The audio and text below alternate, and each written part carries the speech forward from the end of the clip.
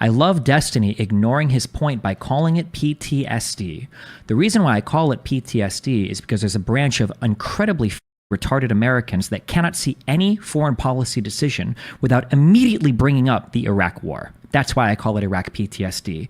It is a morally bankrupt and intellectually deficient position. It's morally bankrupt because the fact that we made one mistake in Iraq and Afghanistan doesn't preclude us from ever participating in world affairs again, number one. And number two, it's intellectually bankrupt because comparing every single conflict to that of Iraq is retarded.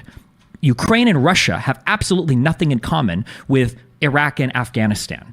We have very good reason to defend Ukraine. It is a sovereign state that is being invaded by another sovereign state for no good reason.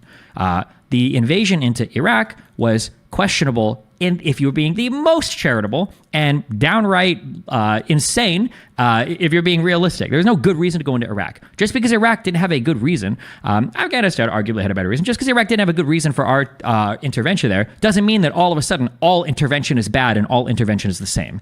Anytime somebody brings up Iraq, this is why I call it the Iraqi PTSD. It literally makes absolutely no sense whatsoever. Dave Smith and a whole bucket of dipshit ass isolationist policy people would literally sit in a movie theater lobby, and their girlfriend is looking, and they're like, "Oh, I don't know, what movie should we watch?" And he's like, "Watch a movie? We're going to be sitting for how long? That's like the Iraq War. How long are we going to be here for? Another 20 years?" It's stupid. Every single thing is not Iraq. Every single thing is not the Iraq War. Okay.